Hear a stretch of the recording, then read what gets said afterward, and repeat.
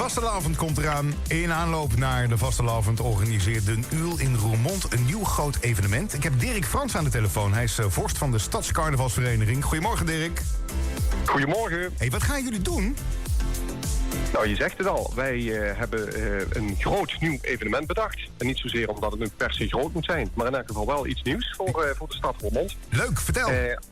Ja, als Stadscarnavalsvereniging zitten we natuurlijk continu te kijken naar vernieuwing. En ja, 2 jaar konden we wat minder. Dus het idee stamt eigenlijk al van 3 jaar geleden. Maar dit jaar gaan we het echt uitvoeren.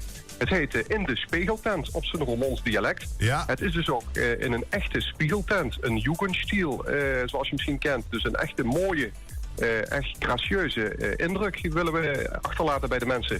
En dan gaan we 2 dagen feest maken. Zaterdag de 28 januari en zondag 29 januari. En er zijn 3 evenementen op die 2 dagen in de Spiegeltent. Oh, vertel. Ik ben heel benieuwd. Nou, op de zaterdag gaan we 's middags de receptie van onze stadsprins. Overigens, die wordt zaterdag 7 januari gaan wij het nieuwe stadsprins uitroepen in Roermond. En die heeft dan op zaterdag de 28 januari 's middags zijn receptie. Oké. En 's avonds gaan we terug naar oude allure. De Stadscarnavalsvereniging De Nuul heeft een rijke historie met het organiseren van bals en feesten. Nou, dat gaan we zaterdagavond doen. En dus dan wordt zaterdagnacht de hele Spiegeltent omgebouwd tot een zitversie, zal ik maar even zeggen. Dan worden dus staantafels gaan weg. En dan komen er chique aangeklede zitgelegenheden bij. Ongeveer 300 plekken.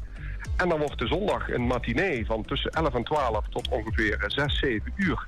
En dan komt een keur aan artiesten voorbij. En dat is een heel mooi concept, all in. Dus je betaalt iets, maar je wordt van 's ochtends vroeg tot 's avonds laat in de watten gelegd.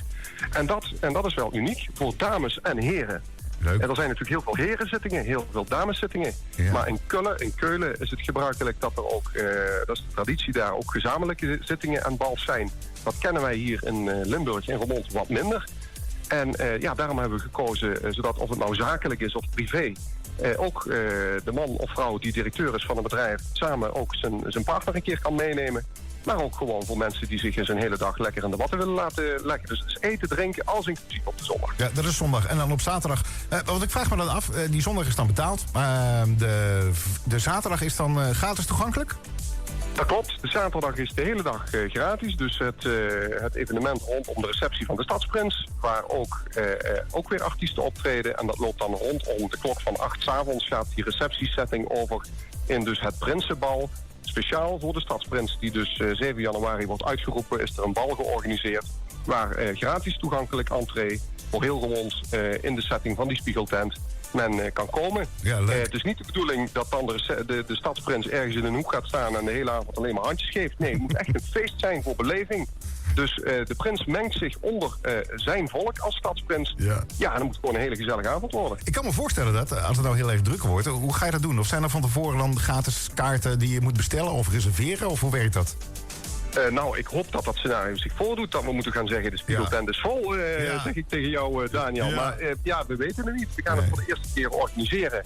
En zoals gezegd, op zondag dus wel met toegang. Dus dan weten we wel exact van hoeveel mensen komen er. Want dan zijn er ook maar 320 zitplaatsen. Nou, precies. Maar hoe kun je die reserveren dan? Nou, dat is heel eenvoudig. We hebben natuurlijk een prachtige website, De Nuul, Roermond. En je kunt natuurlijk ook indespiegeltent.nl. Dus ga googlen en google op Uul Remun of Uul Roermond. Of ga naar www.indespiegeltent.nl en dan kom je vanzelf daaruit. Daar staat heel overzichtelijk uitgelegd hoe je dat kunt doen. Je kunt voor de zondag kaarten per halve tafel kopen, dus voor 4 of 8 personen. Als je dat doet, krijg je ook weer gelijk een zitplekje gegarandeerd voor de zaterdag. Want voor de zaterdag is het wel vrij toegankelijk. Maar de mensen die voor zondag een kaart kopen met een minimumafname, die hebben dan ook een gereserveerd zitplekje voor de zaterdag. Oh, okay. Dus we willen mensen echt gewoon in de watten leggen op een mooie locatie en een prachtige uitstraling om ze te laten kennismaken met de Roermondse vastelovend, met Roermondse carnaval. En met de allereerste keer dat je dat op deze manier gaat doen. Dus dat is wel heel erg spannend en heel erg leuk. Ik hoop dat er nog heel veel succesvolle jaren achteraan komen. Ik wens je heel veel plezier, Dirk. Nou, dankjewel. En leuk dat we hier even op deze manier aandacht ervoor konden geven. Natuurlijk, vastelavond is natuurlijk voor Limburg. En ik wens je echt gewoon ontzettende mooie dagen die eraan zitten te komen voor jullie. Dankjewel.